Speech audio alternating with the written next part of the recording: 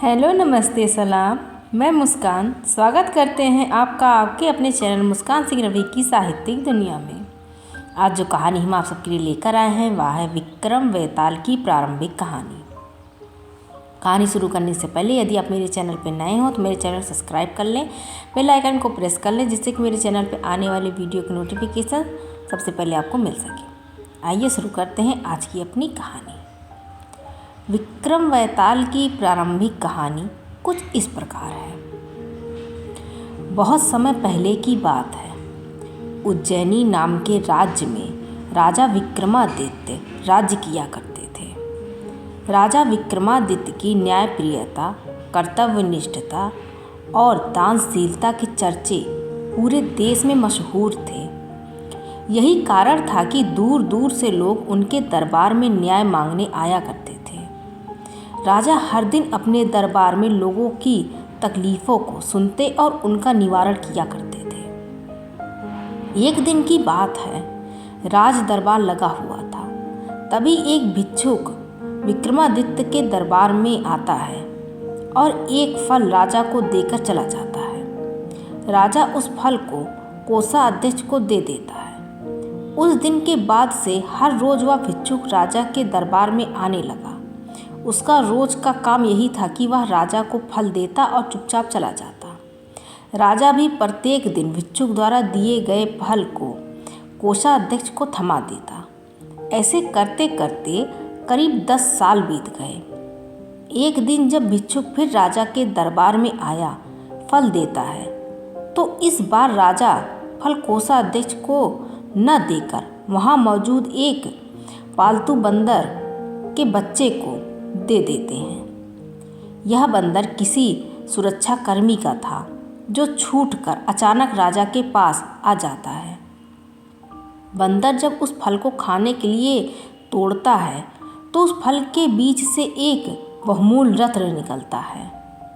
उस रत्न की चमक को देख राज दरबार में मौजूद सभी लोग हैरत में पड़ जाते हैं। राजा भी यह नज़ारा देख आश्चर्य में पड़ जाता है।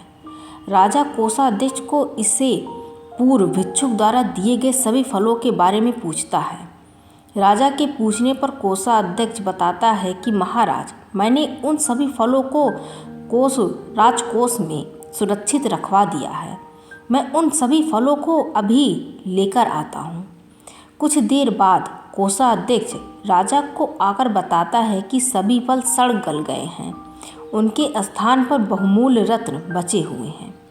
यह सुनकर राजा बहुत खुश होता है और कोषाध्यक्ष को सारे रत्न सौंप देता है। अगली बार जब भिक्षुक फल लेकर दोबारा विक्रमादित्य के दरबार में पहुंचता है तो राजा कहते हैं, भिक्षुक, मैं आपका फल तब तक ग्रहण नहीं करूंगा जब तक आप यह नहीं बताते कि हर दिन आप इतनी बहुमूल्य भेंट मुझे क्यों अर्पित करते हैं।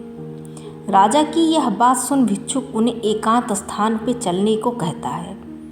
एकांत में ले जाकर भिक्षुक राजा को बताता है कि मुझे मंत्र साधना करनी है और उस साधना के लिए मुझे एक वीर पुरुष की ज़रूरत है।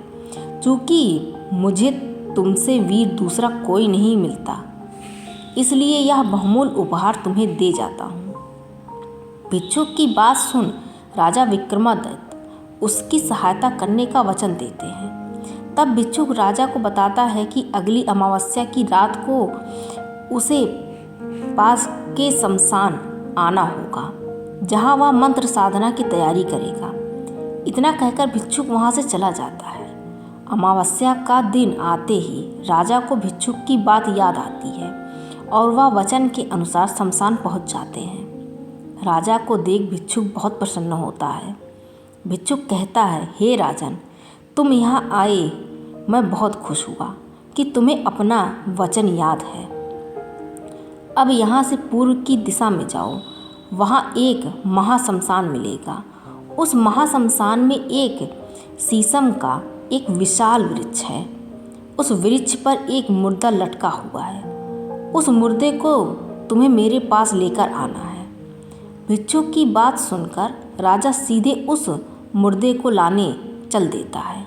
महाशमशान में पहुंचने के बाद राजा को एक विशाल शीशम के पेड़ पर एक मुर्दा लटका हुआ दिखाई देता है। राजा अपनी तलवार खींचता है और पेड़ से बंधी डोर को काट देता है।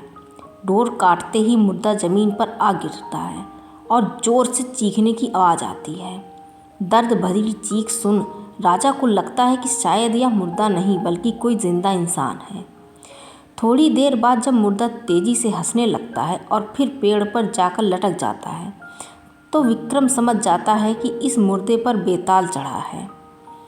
काफ़ी कोशिश के बाद विक्रम बेताल को पेड़ से उतार अपने कंधे पर टांग लेते हैं। इस पर बेताल विक्रम से कहता है, विक्रम, मैं तेरे साहस को मान गया। तू बड़ा ही पराक्रमी है। मैं तेरे साथ चलता हूँ, लेकिन मेरी एक शर्त है कि पूरे रास्ते में तू कुछ भी नहीं बोलेगा। विक्रम सिर हिलाकर हाँ में बेताल की बात मान लेता है। इसके बाद बेताल विक्रम से कहता है कि रास्ता लंबा है, इसलिए इस रास्ते को रोमांचक बनाने के लिए मैं तुझे एक कहानी सुनाता हूँ। तो यह थी विस्तार से राजा विक्रम, योगी और बेताल की आरंभिक कहानी। यहाँ से शुरू होता है बेताल पच्चीसी की 25 कहानियों का सफ़र, जो बेताल एक एक करके विक्रम को सुनाता है। कहानियों के विक्रम बेताल के इस भाग में आपको बेताल पच्चीसी की सभी कहानियाँ एक साथ सुनने को मिलेंगी। इस कहानी से हमें यह सीख मिलती है कि एक राजा को हमेशा विक्रमादित्य की तरह साहसी और पराक्रमी होना चाहिए, तभी वह अपनी प्रजा की रक्षा कर सकता है। आपको कहानी कैसी लगी हमें कमेंट करके ज़रूर बताएं। Thank you for watching and don't forget to subscribe. Thank you.